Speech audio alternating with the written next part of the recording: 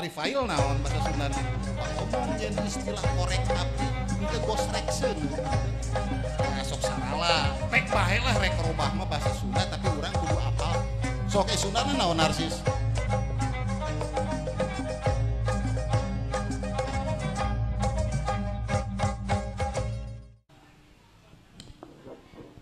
Assalamualaikum warahmatullahi wabarakatuh. Punten tukang kuda bade nyiring sasanggem. Sim kuring mah langkung wanoh kana kuda batan kana sastra. Terang tingawitan macekeun nukeun ka ngalatih janten kuda balap. Wargi-wargi bingah pisan sim kuring tiasa tepang sareng wargi-wargi. Ieu teh rada ragu sim kuring kedah medar paelemuan. Waktosna saurna mung 1/2 jam bari pagaliwota angkot di payun tapi mugi-mugi bae aya mangpaatna minangka ilustrasi kieu nya kamari dina serat kabar dina koran aya berita di seratna teh kieu Pemda menyediakan wifi gratis. Pemda menyediakan wifi gratis. Si horeng sanes wifi tapi wifi. Wifi sareng wifi benten. Nah, wifi gratis sim kuring duit ka hoyong daftar kedah ka mana tah bade ngengingkeunana gitu. Atur nuhun salajengna anu ngariung di dieu teh katingal nama ageng minatna kana basa Sunda namina oge tos nyarios Sunda ngamumule basa Sunda hiji hal we anu hoyong didugikeun parantos didamel makalahna namung eta makalah moal dipedar sadaya moal cekap waktosna ieu teh kanggo 1/2 semester pami di perguruan tinggi mah para bapak ibu saderek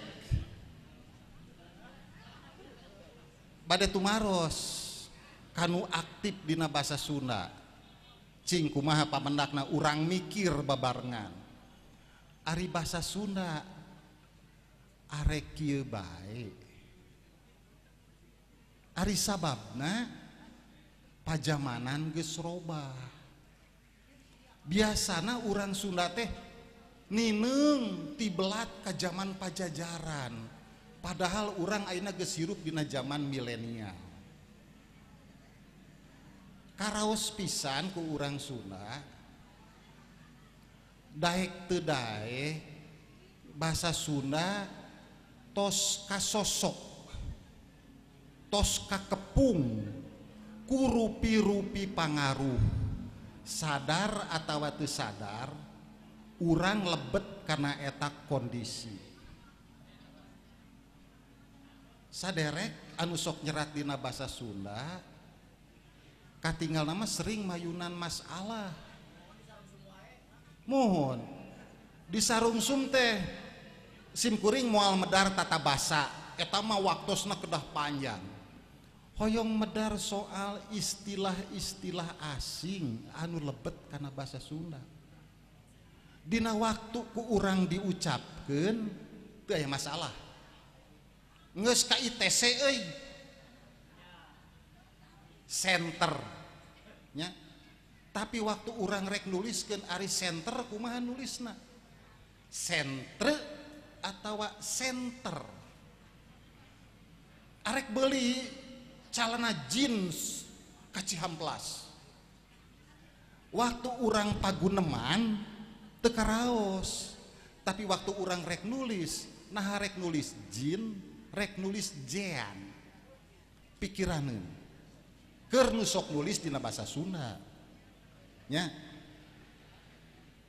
bahasa Sunda teh sanes bahasa Sunda bae sadaya basa di ieu dunya eta teh sampurna pikeun nuliskeun budaya nu hirup dina eta basa.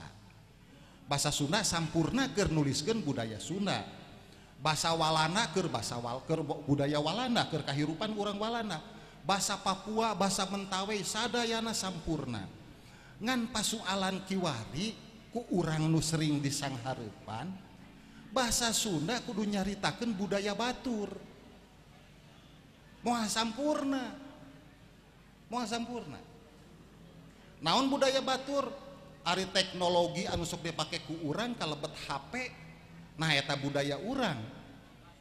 Urang jadi wanoh kana hard disk, flash disk, wifi. Waktu dina obrolan mah teu karasa tapi waktu rek nulis wifi, rek nulis wifi. Pikiraneun, pikeun urang. Anu sok nulisnya ya anu sok nulis, pangpana anu sok nulis. Basa Sunda kiwari teh daek teu daek geus kasosok ku budaya deungeun dabongan kahirupan urang tinggalin dina bidang teknologi. Istilah komputer lain bahasa Sunda. Dalamun komputer dijieuna ku urang Banjaran mah meureun lain komputer disebutna ge bahasa Sunda. Ngan ku sabab dijieuna ku batur, urang nuturkeun batur. Tah, pikiraneun urang. Ti kapungkur oge lamun ditinggal tina sajarahna, utamina sanggeus lebet zaman Islam dina awal abad ka 15 16. Bahasa Sunda tos ngawitan nampi pangaruh tina bahasa asing, bahasa Arab. Daek teu daek urang narima pangaruh tina bahasa Arab. Adil lain bahasa Sunda, hukum lain bahasa Sunda. Nah ari baheula zaman memeh datang Islam di Sunda aya adil leuweuh. Naon istilahna? Aya henteu hukum, naon istilahna? Pada eta mah sageus urang wawuh jeung Arab. Jadi entong diharamkeun. Baheula karuhun urang dina narima pangaruh ti basa deungeun teh diucapkeunana fonemis. Aya fonemis, aya fonetis. Fonemis mah kumaha ceuk kadengena. Fonetis kumaha ceuk ditulisna. Urang mah fonemis kumaha ceuk kajebirna. Muazin modin lah cek urang Sunda mah modin we geus. Kalipah apo. Khalifah teh nya. Zakat jakat geus. Jadi urang mas kapungkur karuhun urang fonemis kumaha ceuk kadengena. Ari urang ayeuna narima pangaruh tina basa batur arek fonemis arek fonetis. Pikiraneun nah urang rek nulis wifi rek wifi. Lamun urang nulis wifi eta teh fonemis ceuk kadengena. Tapi lamun dina tulisan urang nyebut wifi eta fonetis. Rek nu mana nu rek dipake ku urang. Tapi kapoe ieu sakanyaho simkuring soal ieu teh can kapikiran ku perguruan tinggi oge.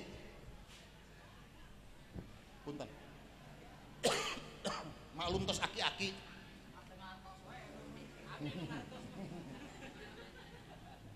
Janten pasualan bahasa Sunda sapertos neme ku pamarentah teu kapikiran.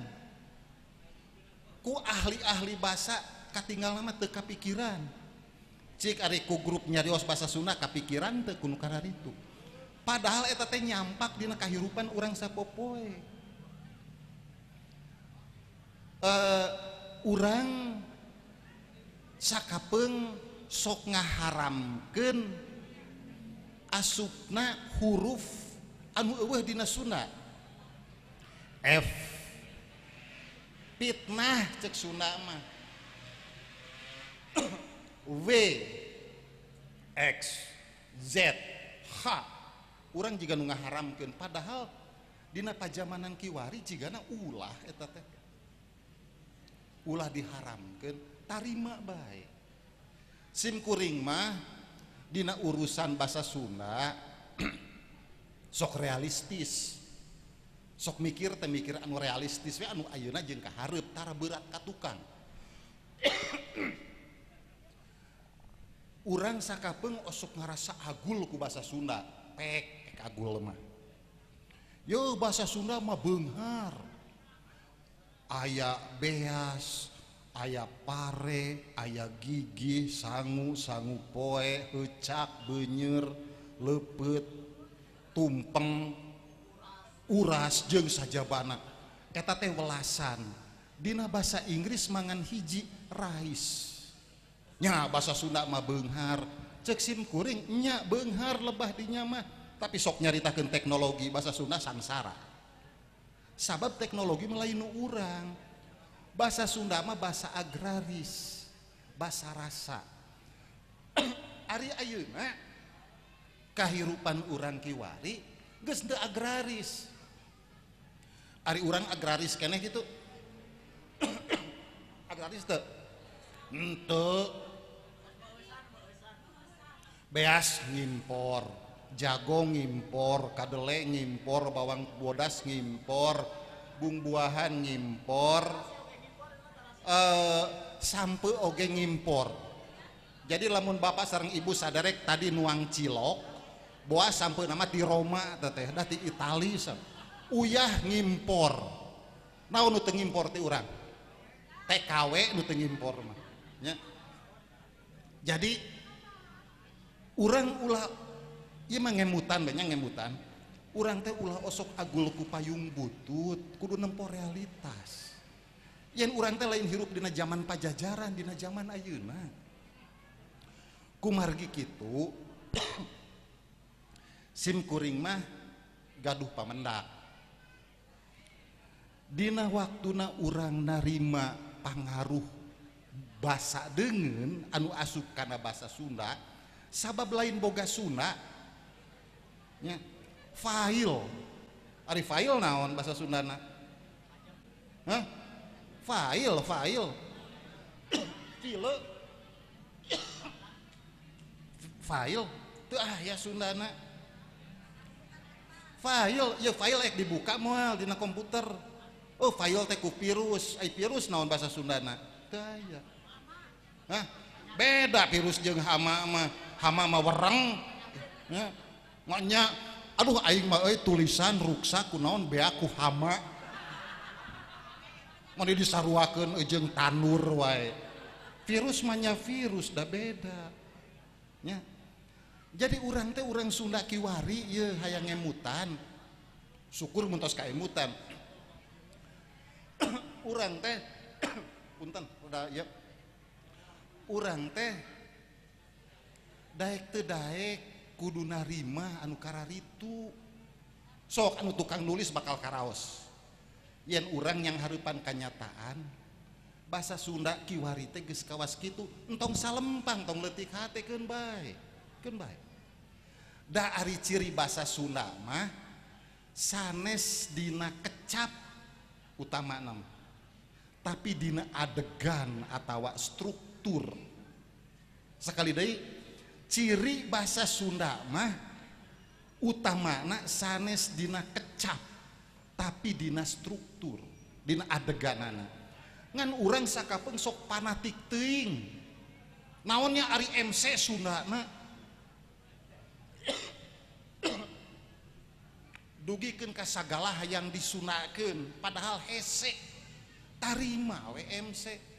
Cing ari HP ye, HP simkuring kalersan ka kantun zaman POC. Ari HP naon Sundana? Simkuring kantos ngadamel istilah telepon kepeul teu payu. Enggeus we HP tampa atuh da ieu mah barang jeunan batur. Manasina congkrang jeunan karuhun urang da ieu mah jeunan batur. HP we tarima. Ya.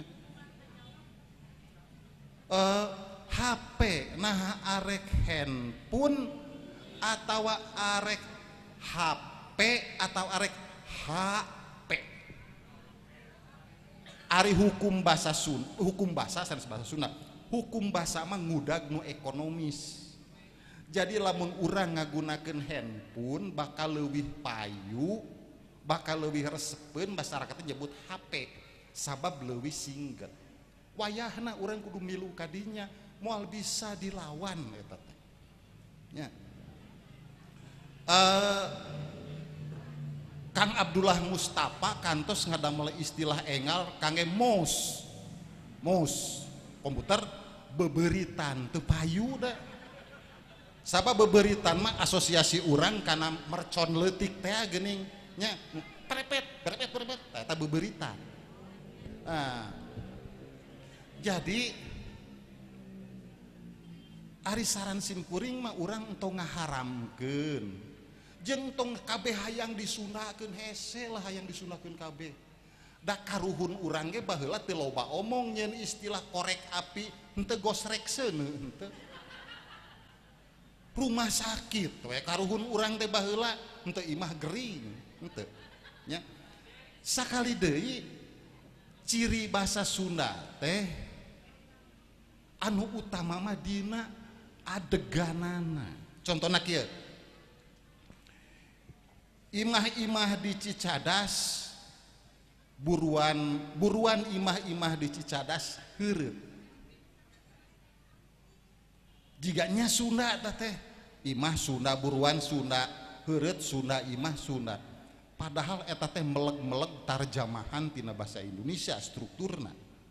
Sabab lamun eta kalimah dina struktur Sunda lain buruan imah-imah di Cicadas heureut, tapi buruan imah di Cicadas hareureut. Eta struktur Sunda. Dina bahasa Sunda mah lamun kalimah jenuk, kalimat ngajemuk, kusi kuring nyebutnya kalimah jenuk, anu mineng pisan, anu dijenukeunana teh, anu dimajemukkeunana teh lain subjek, tapi predikat, kadang-kadang katerangan. Eta Sunda, ciri Sunda Indonesia teu bogaeun. Waduh, euy teu boga duit, kunaon? Toko keur darariskon. Urang kan nyebut darariskon. Padahal teu boga duit mah urang. Nya. Mending ngabring kieu rek ka Barandung. Bandung nama hiji, tapi nah bet ka Barandung. Eta ciri Sunda. Ieu anu geus loba dipopohokeun ku urang Sunda. Kaasup anu sok nyarieun tulisan dina bahasa Sunda. Anu karampa ku simkuring nya lain simkuring geus bener. Urang teh hayang nyieun tulisan Sunda ari di dieu bahasa Indonesia. Jadi keluar strukturnya teh struktur Indonesia. Ya. Di dieuna Indonesia jadi Sunda. Nu mata Kamalayon. Kamalayon mah kade sanes dina urusan kosakata atanapi kecap tapi struktur.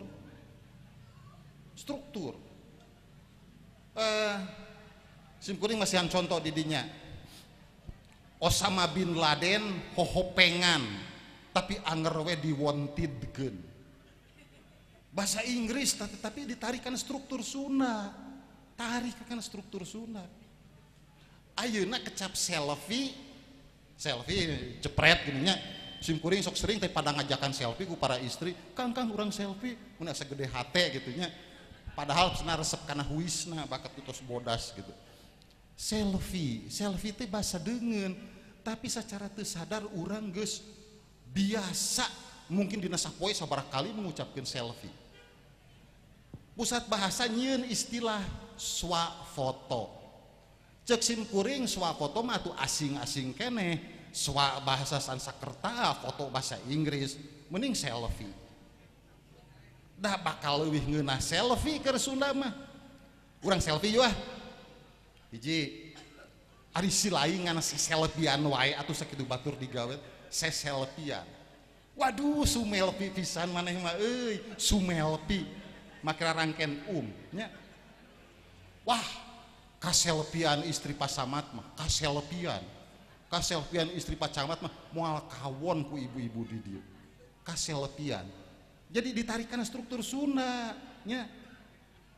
Kang Iing ada melebu kumpulan sajak judulnya selfieing selfie. jadi sanyana cek simkuring kecap-kecap asing anu ayeuna daek teu daek asup kana basa Sunda mending tampa mending sunakeun asupkeun kana struktur Sunda. Narsis si lain nih narsis ngewa aing nuleuna ge narsis sok Sundana naon narsis hayang ka alam hayang ka taksir narsis we tarima atuh nya ari maneh kunaon ngan narsisan wae sia kawas boga beungeut kasep wae narsisan nya struktur Sunda jadi disundakeun batan urang neangan istilah balik deui kana zaman pajajaran neangan istilah-istilah nyapek wae ari boga mah ari bisa mah ngan hese teh. Jika Kang Wahyu Wibisana almarhum nerjemahkeun follow up nya follow up kelanjutan jadi lajuning laku sae mun aya nu bisa kitu tapi hese sabab dina saban poe istilah-istilah asing anu asup kana basa Sunda teh wah geus hese ngitungna ayeuna teh istilah-istilah teknologi nya ulah jadi tapi jiga koran nu tadi Pemda menyediakan wifi gratis. Aduh simkuring menik kabita teh. Leres kabita teh. Sakieu tos kolot wifi gratis kumaha cara daftarna cik. Si horeng bareng dibaca teh menyediakan wifi gratis. Salah nulis nya. Nah, ku kituna ieu mah saran. Saderek baraya bisa satuju bisa henteu. Kahiji daek teu daek basa Sunda ayeuna geus robah dina kosakata dina kekecapanana geus robah. Kadua kekecapan asing mending tarima bae dat lain urang da teu boga urang mah teu boga nya syukur-syukur lamun eta kekecapan asing teh bisa di sundakeun tapi lamun teu aya entong dipaksakeun. Upload mah bisa jadi unggah, download jadi unduh kabeneran we dina basa Sunda aya unggah jeung unduh. Anu sajana nya posting tulisan teh geus diposting diapungkeun cenah pek lah rek diapungkeun urang saruakeun we jeung japati tulisan geus diapungkeun nya diremop aing diremop kusaha tah ku si eta tah diremop nya diremop teh naon di karungan nya mangga we di karungan asa zaman Petrus tapi di karungan mah baheula tahun 82 nya di blog geus di save acan tulisan urang waktu orang ngobrol mah teu masalah aya di save teh di save tapi waktu ku urang rek ditulis rek kumaha nulisna rek di save di save pilihan nya mana biasana urang osok ngabalicet geus we pake di save make we aksara huruf italik jadi dengdek tapi lamun tulisan komo lamun keur koran loba teuing aksara dengdek bala teh ketempona teh teu ngeunah. Saran simkuring tarima eta istilah fonetis fonemis kumaha cek kadengena tapi dina basa Sunda ulah ngaharamkeun asupna aksara-aksara anu tadina eueuh nu tadi teh F W X Z H SY teu aya sabab lamun ku urang dibalikeun deui kana basa aslina urang nyebut naon cik aduh syukur alhamdulillah pun anak aya anu ngalamar syukur padahal cenah ceuk dina basa Arab syukur mah hartina mabok dah basa anu bener nama syukur make ye ayeuna insyaallah jadi insya kuha bahasa Sunda can kapikiran rek kumaha nuliskeun nu kitu jakat tapi ari muzaki rek ditulis mujaki atau muzaki pikiraneun keneh nya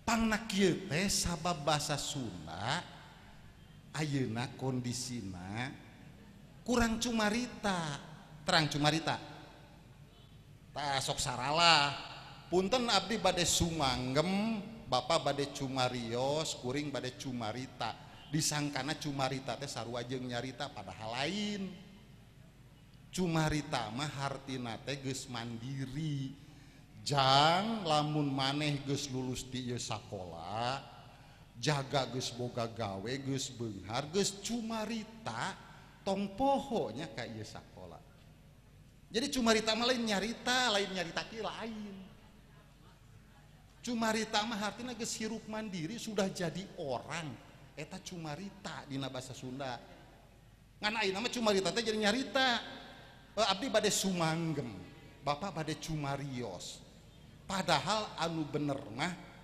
cek patokan bahasa Sunda lain cumarios tapi cacarios lain sumanggem tapi sasanggem lain cumarita tapi cacarita eta nu laras urang kan sakapeng pek bae lah rek robah mah bahasa Sunda tapi urang kudu apal kana wiwitan salingkuh naon hartina hah salepat salingkuh dina Sunda mah hartina salaki atawa pamajikan anu teu brukbrak dina urusan rejeki ya ye nyai entong salingkuh ka salaki ari rek mereka kolot bebeja heula salingkuh dina Sunda mah eta ai salingkuh dina bahasa Indonesia mah selingkuh boga wil boga pil ngan ayeuna salingkuh Sunda eleh ku salingkuh Indonesia simkuring osok salingkuh osok tapi sana sareng istri mun gaduh artos 200.000 100.000 kapun bojo 100.000 disakuan keur bekel moro atau ngadu bagong nah, dipisahkan duit salingkuh duit jaluna biasa nama kapungkur sok diselapkan dina kopeah teh Kang Iing tah osok nyelapkan dina kopeah teh kanggo nyawer karonggengnya dina kopeah nyawer ronggeng mah nah ayeuna bapak saderek baraya sadaya